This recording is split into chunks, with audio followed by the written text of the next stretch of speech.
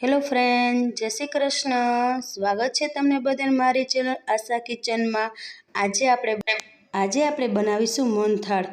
ગુજરાતીઓને મોહનથાળ તો પ્રિય જ હોય છે અને મોહનથાળ બનાવવો થોડોક અઘરો લાગે છે, પણ બનાવશું એકદમ પરફેક્ટ બનીને તૈયાર થઈ જશે। કંદોઈ કરતાં પણ સારો બનશે। બધા કહેશે કે કંદોઈ જેવો બન્યો છે, પણ કંદોઈ કરતાં પણ આપણે સારું બનાવીશું। બનાવવા ખાતર બનાવવાનો નથી, પણ પરફેક્ટ દાણેદાર એવો મોહનથાળ બનાવીને આપણે તૈયાર કરીશું। અને આ મોહનથાળ છે તે મોઢામાં મૂકતા જ પીંગળી જાય તેવો મોહનથાળ બનીને તૈયાર થાય છે। એકદમ દાણેદાર એવું બનીને તૈયાર થાય છે। અને આ મોહનથાળ છે તે મેં મારી મમ્મી પાસેથી શીખ્યો છે, કોઈ કંદોઈ પાસેથી નથી શીખ્યો। એકદમ પરફેક્ટ દાણેદાર એવું બનીને તૈયાર થઈ ગયું છે। જો હાથમાં તમે રાખશો તો આવી રીતે સરસ ભૂકો જેવો થઈ જશે। તો ચાલો બનાવવાનું શરૂ કરીએ મોહનથાળ। તેને માટે છે તે એક મોટું બાઉલ લીધું છે, તેમાં 500 ગ્રામ જેટલો ચણાનો લોટ લીધો છે અને ચણાનો લોટ છે તે મેં ચારીને લીધો છે। લોટ છે તે આપણે ચારીને લેવાનો છે। હવે છે મેં 500 ગ્રામ જેટલું ઘી લીધું છે। આપણે જેટલું જોઈએ તેટલું જ આપણે ઉપયોગમાં લેશું। હવે તેને આપણે સાઈડ પર રાખી દઈએ। હવે મેં છે તે 1 વાટકી જેટલું દૂધ લીધું છે। દૂધ તમે વધારે ઓછું લઈ શકો છો, પણ ઘરની 1 વાટકી સેટ કરી લેવાની છે।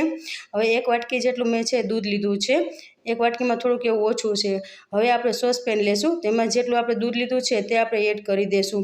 અને જે ઘી આપણે 500 ગ્રામ જેટલું ઘી લીધું છે તે જ ઘી આપણે લેવાનું છે। એ ઘી છે તમે 4 ચમચી જેટલું આપણે ઘી છે તેમાં એડ કરી દેશું। અને આપણે મોહનથાળમાં છે થોડીક વસ્તુ ધ્યાન રાખશું એટલે આપણો મોહનથાળ છે એકદમ પરફેક્ટ બનીને તૈયાર થઈ જશે। હવે છે આપણે ગેસ ચાલુ કરી લેશું અને આપણે જે ધાબો લેવા માટે આપણે દૂધ અને ઘી લીધું છે તેને સરસ રીતે આપણે ગરમ કરી લેવાનું છે। જો આવી રીતે સરસ એવું ગરમ થવા દેવાનું છે। સરસ એવું ગરમ થઈ ગયું છે। હવે આપણે ગેસની ફ્લેમ છે તે બંધ કરી દેવાની છે। હવે તેને આપણે નીચે ઉતારી લેશું। હવે આપણે છે લોટ લીધો છે તેમાં વચમાં આવી રીતે હાથની મદદથી આવી રીતે ખાડો કરી લેવાનો છે। હવે જે આપણે દૂધ અને ઘી ગરમ કર્યા હતા તેને આપણે વચમાં છે આવી રીતે એડ કરી દેવાનું છે। હવે થોડું ગરમ છે એટલે હળવા હાથેથી આવી રીતે આપણે મિક્સ કરતું રહેવાનું છે। જો સરસ રીતે આપણે મિક્સ કરવા લેવાનું છે। જેમ આપણે જરૂર પડશે તેમ થોડું આપણે એડ કરતા જઈશું અને એ રીતે લેશું। અને મેં છે એકસાથે લઈ લીધું છે, કેમ કે મને અંદાજ આવી ગયો છે હું દર વખતે બનાવવું છે ને, એટલે જો આવી રીતે સરસ રીતે હાથની મદદથી મિક્સ કરવાનું છે। સરસ એવો આપણો ધાબો લાગશે તો જ આપણો પરફેક્ટ મોહનથાળ બનીને તૈયાર થશે। ધાબો દેવાની જ આપણી ખૂબી છે। જો તમારો પરફેક્ટ ધાબો લાગશે તો મોહનથાળ સરસ એવો બનીને તૈયાર થશે દાણેદાર। જો સરસ એવું આપણે મિક્સ કરી લીધું છે અને જો તમને બતાવી દઉં, જો સરસ એવો આપણો ધાબો લાગી ગયો છે। જો સહેજ ભીનો છે પણ જો છૂટો એવો રહે છે, જો સરસ એવો। હવે આપણે હાથની મદદથી આવી રીતે આપણે મસળશું, જેથી છે તે આપણો ધાબો છે કણે કણમાં સરસ રીતે લાગી જાય અને આપણો મોહનથાળ પરફેક્ટ બનીને તૈયાર થઈ જાય। આવી રીતે છે તે આપણે 1 મિનિટ સુધી હાથની આવી રીતે મસળવાનું છે। જો આવી રીતે સરસ એવું બતાવી દે તમને મસળવાનું છે, જેથી આપણો પરફેક્ટ છે તે દાણેદાર મોહનથાળ બનીને તૈયાર થઈ જશે। હવે હાથની મદદથી આવી રીતે આપણે છે તે રાખી દેવાનું છે, આવી રીતે થાબડીને। જો આવી રીતે આપણે હાથથી રાખી દઈશું દાબીને। હવે આપણે છે તેને આપણે 15 મિનિટ સુધી રેસ્ટ આપવાના છીએ। જો તમારે રેસ્ટ ના આપવો તો તમે ઇન્સ્ટન્ટ પણ બનાવી શકો છો। હવે તેને આપણે ઢાંકી દઈશું 15 મિનિટ સુધી। હવે છે પાછું આપણે ચેક કરી લઈએ ઢાંકણ હટાવીને। જો સરસ એવો ધાબો લાગી ગયો છે, જો તમને મોણની ખબર ના પડે તો તમે જો આવી રીતે હળવા હાથેથી છે તે મુઠ્ઠી વારવાની છે। જો તમને બતાવી દઉં, જો આવી રીતે મુઠ્ઠી વારવાની છે। જો સરસ એવી મુઠ્ઠી વરાઈ ગઈ છે એનો મતલબ કે આપણો પરફેક્ટ ધાબો લાગ્યો છે।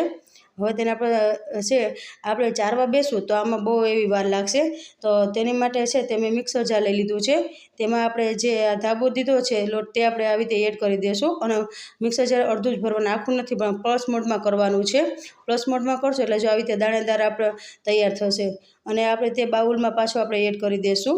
તેવી જ રીતે બધા લોટનું મેં આવી રીતે પ્લસ મોડમાં ચાલુ કરીને આવી રીતે દાણેદાર બનાવી લીધો છે। હવે છે જો તમને બતાવી દઉં, જો સરસ એવો આપણો દાણેદાર બન્યો છે ને, જો સરસ એવો દાણેદાર થયો છે અને સરસ એવો આપણો ધાબો પણ લાગી ગયો છે। હવે તેને આપણે સાઈડ પર રાખી દઈએ। હવે જે મેં ધાબો લેવા કર્યું હતું એમાં જો આટલું દૂધ બચ્યું છે તેનો છે આપણે લોટ શેકવામાં ઉપયોગ કરી લેશું। હવે જો આપણે 500 ગ્રામ જેટલું આપણે ઘી લીધું છે એ જ ઘીમાં આપણે છે તે લોટ શેકવાનું છે। હવે ગેસ ચાલુ કરી લીધું છે અને મોટું તળિયાવાળું વાસણ લીધું છે અને જાડા તળિયાવાળું વાસણ છે લેવાનું છે મોટું। હવે તેમાં ઘી આપણે એડ કરી દઈશું અને સાથે જે ધાબો દીધેલો લોટ છે તે આપણે એડ કરી દેવાનો છે। હવે તાવીથાની મદદથી સરખા રીતે આવી રીતે મિક્સ કરતું જવાનું છે અને તાવીથાની મદદથી આવી રીતે હળવા હાથેથી આપણે હલાવતું રહેવાનું છે। જો આવી રીતે હલાવતા રહેશો, હજી મને થોડી ઘીની જરૂર લાગી છે એટલે હું ઘી એડ કરું છું। જેમ તમે લોટ શેકતા જશો જરૂર લાગશે તેમ ઘી એડ કરતા જશો અને લોટ સરસ એવો શેકતા જશો. અને એ વાતનું ખાસ ધ્યાન રાખવું કે ગેસની ફ્લેમ છે તે મીડિયમ રાખવાની છે. જો હાઈ રાખશો તો આ લોટ છે તે તળિયે બેસી જશે.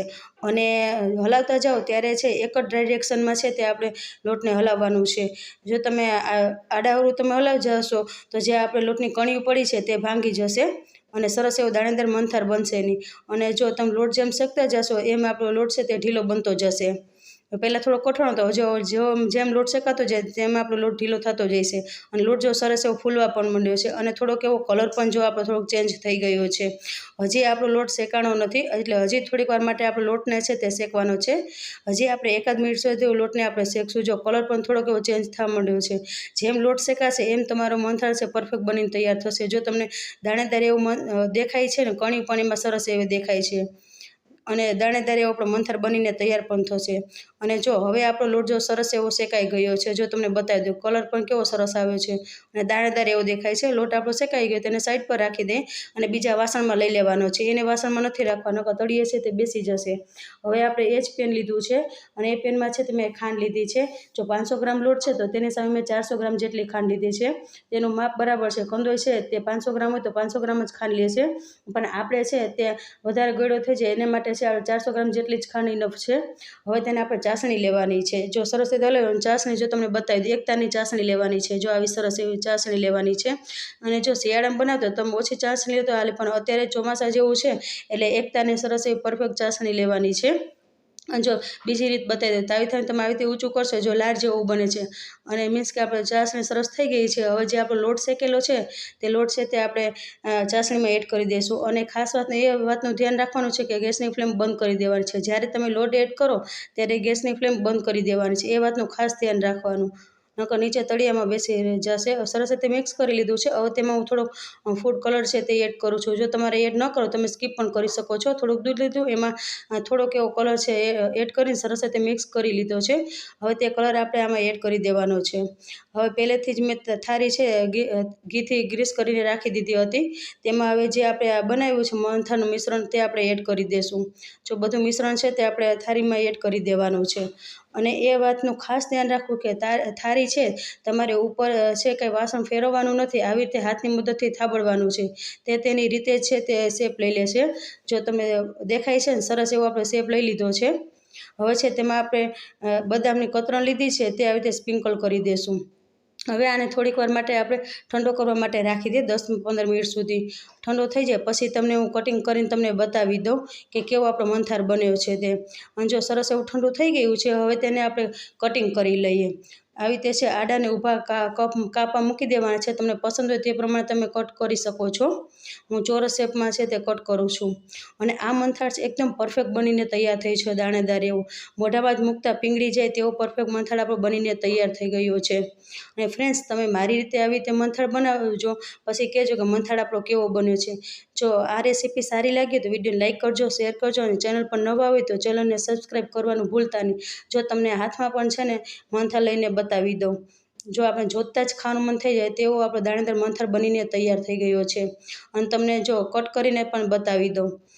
એકદમ પોચો એવો મંથાળ બન્યો છે. જો અંદર એવો સોફ્ટ બન્યો છે, મોઢામાં જ મૂકતા પીંગળી જાય એવો બન્યો છે. તો ફ્રેન્ડ્સ, મારો વિડીયો તમને કેવો લાગ્યો એ મને કોમેન્ટમાં જરૂરથી જણાવજો. તો તૈયાર છે આપણો ગુજરાતી ટ્રેડિશનલ એવો મંથાળની recipe. And thank you for watching.